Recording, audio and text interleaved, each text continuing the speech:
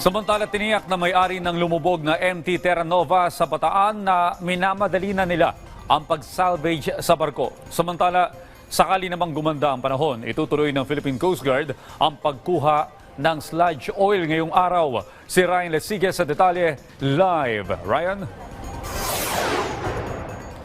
Audrey, sa ngayon ay maganda na ang panahon dito sa Bataan at posibleng simulan na ulit ngayong araw yung mano-manong pagkuha nga doon sa sludge oil mula doon sa sumadsad na MV Merola 1. Habang yung mga tauhan naman, Audrey, ng may-ari ng barko na MTKR Terra Nova ay nag-iikot na daw doon sa mga lugar na apektado ng paglubog ng tanker na yan para mabigyan ng ayuda o tulong yung mga apektadong pamilya. Pansamantala munang itinigil kagabi ang mano-manong pagkuha ng sludge oil o yung pinaghalong langis mula sa makina at diesel ng mga tauhan ng Philippine Coast Guard mula sa sumadsad na MV Merola 1. Ito ay matapos na lumakas ang alon sa lugar kung saan sumadsad ang barko.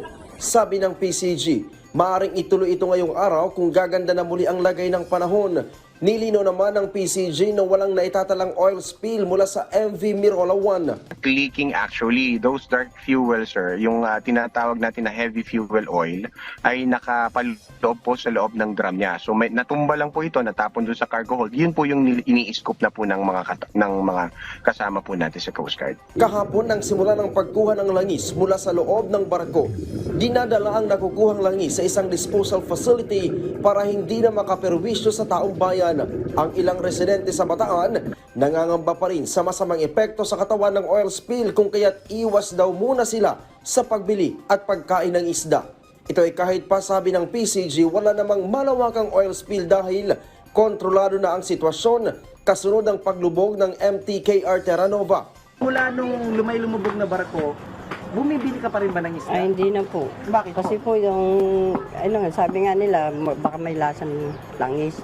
Kasi yung mga po mahina ang tiyan, laging sumasakit yung tiyan. Pagka hindi po kami nakakabili. Ang may-ari ng tanker na Shogun Ships Co. Inc. tiniyak din na ginagawa nilang lahat para mapadali ang pag-salvage sa barko. Inaasikaso na rin daw nila ang tulong para sa mga maapektuhang pamilya dahil sa oil spill. Sa mga affected areas, pumunta lang po kayo sa pinakamalapit na barangay ninyo or LGUs ninyo kung saan kayo nasasakop at doon po kayo makipag-coordinate at lahat po yan pupuntahan naman ng ating representative at correspondent para po mag-gather ng mga data na yun.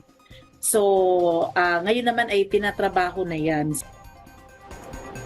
Audrey, sa mga oras na ito ay nandito tayo ngayon sa Mariveles, Bataan at dito tayo nasa aking likuran lamang itong barko ng Philippine Coast Guard at malapit lang mula dito sa ating kinatatayuan yung pinaglubugan naman ng MTKR Jason Bradley na hanggang sa ngayon ay hindi pa rin nasisimulan yung working fuel nito na higupin na nasa 5,500 liters. Yung mga residente dito, Audrey, ay nagrereklamo na daw dahil kung minsan ay nakakaamoy sila ng masangsang na amoy at natatakot na rin sila na kumain ng isda mula sa karagatan dahil maaari daw na kontaminado na ito ng oil spill. Audrey.